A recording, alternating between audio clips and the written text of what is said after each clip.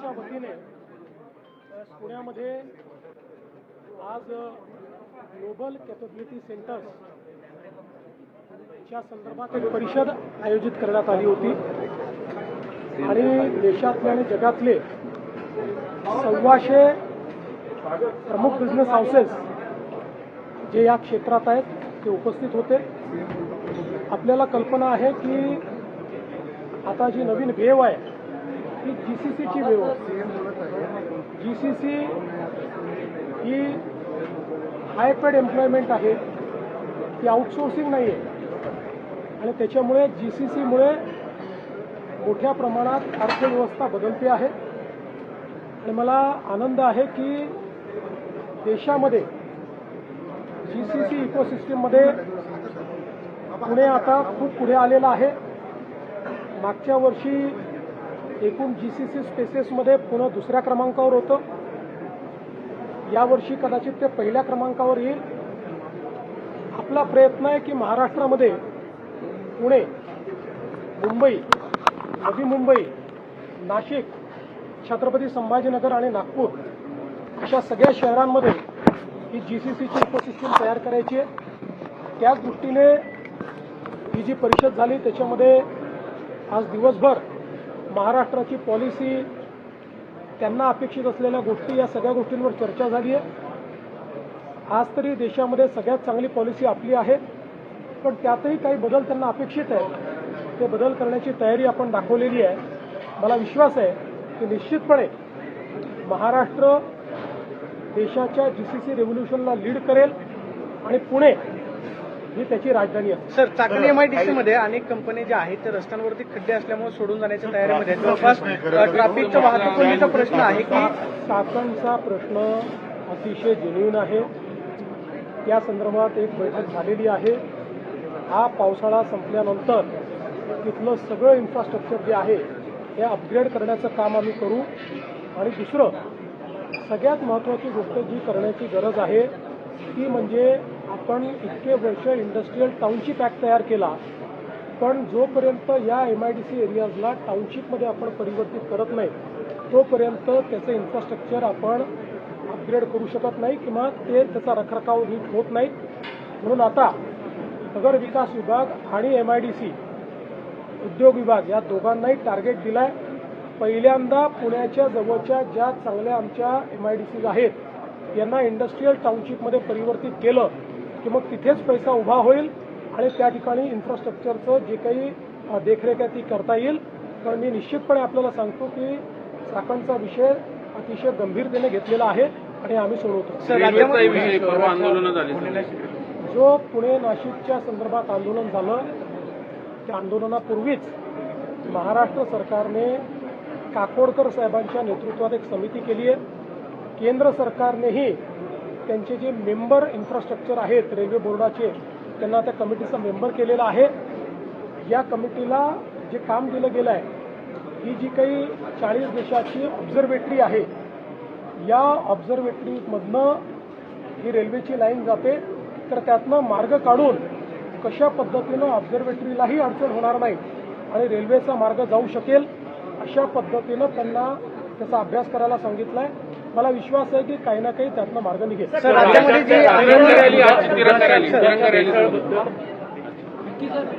आपल्या देशाचे प्रधानमंत्री माननीय मोदीजींनी आपल्याला एक संदेश दिला की 9 ऑगस्ट क्रांती दिनापासून 15 ऑगस्टपर्यंत देशातल्या सगळ्या युवांनी तिरंगा रॅलीच्या माध्यमातून आपली देशभक्ती तर प्रदर्शित करायचीच आहे, पण देशाच्या प्रती आपली प्रतिबद्धता देखील त्याची उजळणी देखील करायची आहे आणि म्हणून तिरंगा रॅली चालली आहे। पुण्यामध्ये तिरंगा रॅली अभूतपूर्व अशा प्रकारचं पुण्यातल्या युवांनी त्याला समर्थन दिलेलं आहे आणि एक प्रकारे ज्याला आपण तिरंगा आपला जो ध्वज आहे त्या ध्वजाचा समुद्र हा इथे पाहायला मिळाला आणि विशेषतः तरुणाईचा उत्साह हा अतिशय आनंदित करणारा सर, आहे. पालघरच्या राज्यामध्ये दूध प्रकल्पाचा एक प्रश्न आहे. पालघरच्या दूध अनेक प्रकल्पाचा कारवाया ज्या दूध मोठ्या प्रकल्पाविषयी कॅबिनेटमध्ये चर्चा झाली होती. पालघरचा जो दूध प्रकल्प आहे त्याची जागा एपीएमसी मार्केटला देण्याचा निर्णय घेतला. मग तिथल्या रहिवाशांचा काही निर्णय झालाय? त्यांना प्रस्ताव पालघरचा दूध प्रकल्प नाही आहे. पालघरमध्ये 40 वर्षापासून आपण एक जागा आरक्षित करून ठेवली आहे, जी दुग्ध विकास विभागाकरता ठेवलेली आहे. परंतु आता दुग्ध विकास विभागाला ती जागा नको असल्यामुळे त्या ठिकाणी इंडस्ट्रीला ती जागा द्यावी असा निर्णय आपण घेतलेला आहे. ही सगळी जागा ॲक्वायर्ड लँड, त्याचे त्यावेळी पूर्ण पैसे दिलेले आहेत. तथापि काही गावकऱ्यांच्या समस्या आहेत त्या आम्ही समजून घेऊ. सर, राज्यामध्ये जे आंदोलनं होत आहेत सुरू झाली. हा, ते राज्यामध्ये पुन्हा शिवराळपासून सुरू झाली. म्हणजे आंदोलनं होत आहेत किंवा जी जात पडताळणी हे प्रमाणपत्र महाराष्ट्राला आहे, नवीन पुरवणारं काय आहे? की पुन्हा सरकार धरली, जे पुन्हा OBC धरली. मधून दिलेली प्रमाणपत्र आहेत ते रद्द करतायत. ते सरकारवरतीच टीका केली. मी स्पष्टपणे आपल्याला सांगतो, सरकार संविधानापर्यंत प्रमाणे चालतं आणि यापुढेही सरकार संविधानाप्रमाणेच चालेल. सरकार दबावाने चालत नाही आणि नियमबाह्य चालत नाही. मात्र सरकार सगळ्यांचं ऐकून घेतं. सगळ्यांचं ऐकून घेणं ही सरकारची जबाबदारी असते.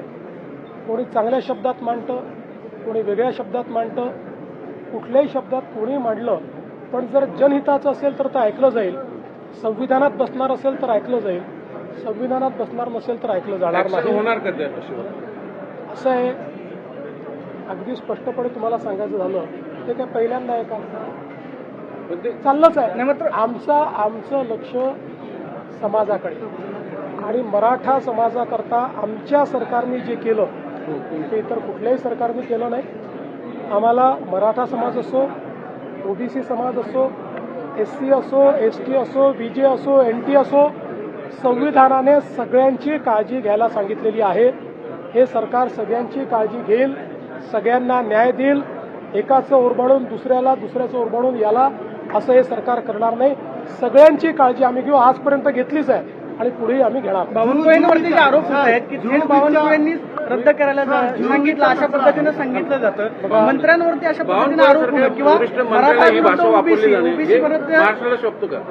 मला असं वाटतं की पहिल्यांदा तर कुठल्याही मंत्र्याकडे कोणाचीही तक्रार आली तर मंत्र्यावर संविधानाने टाकलेली जबाबदारी आहे की त्याची चौकशी करायला ती पाठवली पाहिजे.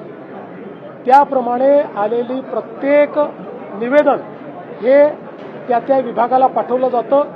अशाच पद्धतीचं आलेलं निवेदन हे विभागाला गेलेलं आहे. त्या निवेदनामुळे विभाग कुठला निर्णय करत नाही. विभाग पुराव्यांच्या आधारावर करतो. त्या ठिकाणी जी कमिटी आहे ही कमिटी सरकारला बांधील नाही. ती सरकारला रिपोर्ट देखील करत नाही. त्यांना पूर्णपणे न्यायालयाचा अधिकार आहे.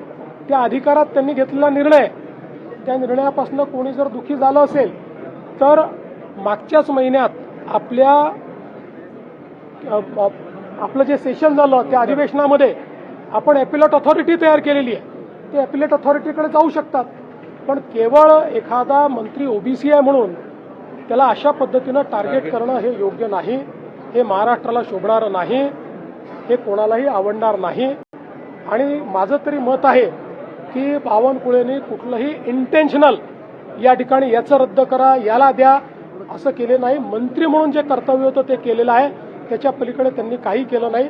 त्यामुळे मला असं वाटतं की अशा पद्धतीनं त्यांना कॉर्नर करणं हे काही योग्य नाही. वहिनींनी आज इंग्रजीमध्ये भाषण केलं. काही दिवसांपूर्वी वहिनींवरती टीका झालेली होती. काँग्रेसनं या पद्धतीनं वहिनींनी आज कॉन्फिडंटली इंग्लिशमध्ये भाषण केलं. तुम्ही कदाचित बहिणींचं पहिल्यांदा इंग्रजीत भाषण ऐकलं असेल. मी याच्यापूर्वी 6-7 वेळा ऐकलं आणि प्रत्येक वेळी बहिणी कॉन्फिडंटलीच बोलतात. मला असं वाटतं की काही लोक डोळ्याला पट्टी बांधून बसले असल्यामुळे आणि त्यांचे विचारच इतके बुरसटलेले आहेत की त्यांना असं वाटतं की एखादी महिला ही राजकारणामध्ये यशस्वी होऊ शकत नाही, एखादी महिला एखादं पद सांभाळू शकत नाही. अशा बुरसटलेल्या विचारांनी ग्रसित लोकांनी ते स्टेटमेंट दिलं होतं. पण स्वर्गीय अजितदादाच्या नंतर बहिणींनी ज्या प्रकारे उपमुख्यमंत्री पद सांभाळलेलं आहे तेच त्यांना उत्तर आहे.